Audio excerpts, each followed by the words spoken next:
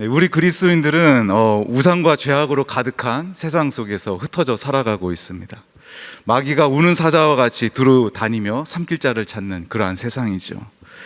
그러하기에 하나님의 자녀들, 하나님의 백성들에게는 늘 언제나 유혹과 고난이 따라다니게 마련입니다.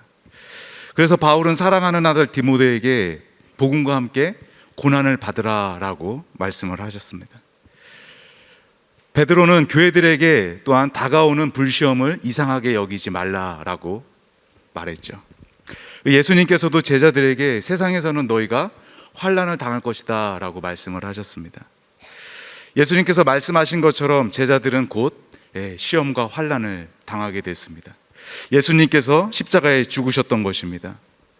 제자들은 두려운 나머지 문을 걸어 잠그고 모였습니다. 두려워할 만한 상황이었죠, 그렇죠? 믿고 따르던 예수님께서 왕위에 오르시면 다들 한 자리씩 차지할 생각을 가지고 있었는데 그 예수님께서 십자가 형벌을 받으시고 죽으셨던 것입니다. 이제는 자신들 차례겠죠. 잘못하다가는 자기들도 모두 잡혀갈지 모른다는 그러한 두려움에 휩싸였던 것입니다. 초대교회 그리스도인들도 마찬가지였습니다. 예수님을 믿는 믿음으로 환난을 당하게 되었습니다. 박해와 핍박에 대한 두려움이 늘 도사리고 있었습니다. 하지만 하나님은 사랑하는 자녀들을 그렇게 어둠 가운데, 두려움 가운데 홀로 버려두시는 분이 아니십니다. 하나님의 자녀들이 이 세상 속에서 하나님의 백성으로서, 하나님의 자녀로서의 그 정체성을 지키며 거룩하게 살아갈 수 있도록 비밀 무기를 하나님께서 우리에게 주셨습니다. 그것은 바로 소망입니다. 소망. 그래서 베드로는 환난 가운데 있는 교회들에게 편지를 쓰면서 찬송한다라는 말로 시작을 하고 있습니다. 환난 속에서 기뻐할 이유가 뭐가 있겠습니까? 그 두려움 속에서 노래할 이유가 뭐가 있겠습니까? 그럼에도 불구하고 베드로는 찬송하자 이야기합니다. 우리 3절 말씀을 다시 한번 볼까요? 우리 주 예수 그리스도의 아버지 하나님을 찬송하리로다. 그의 많으신 긍휼대로 예수 그리스도를 죽은 자 가운데서 부활하게 하심으로 말미암아 우리를 거듭나게 하사 산 소망이 있게 하시며, 예수 그리스도의 하나님 아버지를 찬송하자고 합니다. 왜냐하면 하나님께서 예수 그리스도를 죽은 자 가운데서 살리셨고 또 우리를 거듭나게 하사 산 소망을 주셨기 때문입니다. 예수님의 십자가와 부활 사건으로 구원을 성취하신 하나님을 찬양하자라고 이야기하고 있는 것이죠. 예수님의 부활은 죽음을 삼켜버린 사건입니다. 하나님께서 죽음을 이기게 하신 놀랍고도 충격적인 사건이죠. 더 놀라운 것은 예수님께서 부활하셨던 것처럼 우리도 그 부활에 참여하게 된다는 것입니다. 예수님의 부활이 곧 나의 부활, 우리의 부활이 된다는 것입니다. 그렇게 우리는 새로운 생명을 얻게 된 자들입니다. 우리를 거듭나게 하신 하나님을 찬양하지 않을 수 없는 것이죠. 그런데 더욱 감사한 것은 부활과 거듭남의 은혜가 하나님의 사랑에서 비롯되었다는 것입니다. 그의 많으신 긍휼대로, 우리의 노력이나 우리의 어떠함 때문이 아니라 바로 그의 많으신 긍휼대로 하나님께서 크신 자비로 우리를 구원하셨다는 것입니다.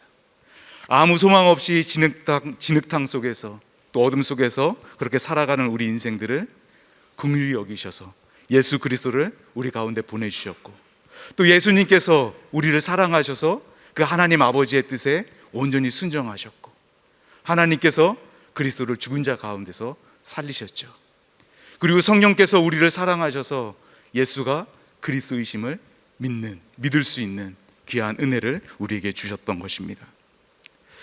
나를 구원하시기 위해 그 많으신 긍휼대로 삼위 하나님께서 일하신 것입니다. 하나님 한 분이 일하신 것이 아니라 세 분의 하나님이 함께 나와 같은 자를, 우리와 같은 자를 구원하시기 위해서 삼위 하나님께서 함께 일을 하셨다는 것입니다.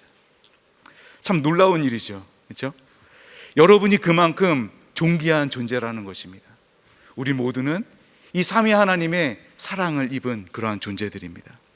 근데 더 힘이 되는 것은 유혹과 죄악으로 가득한 세상 한복판을 우리의 힘으로 살아갈 수 없다는 것을 하나님께서 아시고, 우리가 온전히 이 세상을 살아낼 수 없다는 것을 하나님께서 아시고 우리에게 산 소망을 허락해 주셨다는 것입니다. 우리의 힘이 아니라 하나님이 주시는 힘으로 살아갈 수 있도록, 하나님의 힘으로 살아갈 수 있도록 부활 소망을 주신 것입니다. 우리를 고아와 같이 버려두지 않으시고 구원받은 자답게 죄와 맞서 싸우고 죽음에 대한 두려움을 이기며 살아갈 수 있도록 소망을 주신 것입니다. 이 세상을 살아낼 수 있게 하는, 이 세상을 살아낼 수 있게 하는 소망, 바로 살게 하는 소망이죠. 그래서 산 소망이라고 하는 것입니다. 이 소망은 죽은 소망이 아닙니다. 살아있는 소망입니다. 죽은 것은 어떻습니까? 아무런 영향을 줄 수 없습니다. 그리고 힘과 능력도 없습니다. 하지만 하나님께서 저와 여러분에게 주신, 우리에게 주신 소망은 살아있는 소망입니다. 우리에게 생명을 주고 또 이 세상을 믿음으로 끝까지 인내하고 견디며 살아가게 하는 힘과 능력을 주는 살아있는 소망이다라는 것입니다. 그리고 이 소망은 아픔과 고난이 더할수록 더욱 튼튼해지는 그러한 소망입니다. 시간이 흐를수록, 우리가 나이를 먹으면 먹을수록 우리와 함께 성장하는, 커져만 가는 그러한 살아있는 소망입니다. 제가 시니어 교구를 담당하고 있는데요, 시니어 교구를 담당하면서 그 사실을 분명하게 확인할 수 있습니다. 세월의 흐름과 함께 우리의 육신은 연약해질 수밖에 없죠. 지난 2년 코로나로 인해서 우리 시니어분들이 많은 어려움을 겪고 계십니다. 자유롭게 활동하지 못하고 교회도 잘 못 나오시고, 육신이 많이 연약해지신 우리 시니어분들을 뵐 때마다 마음이 많이 무겁고 참 어렵습니다.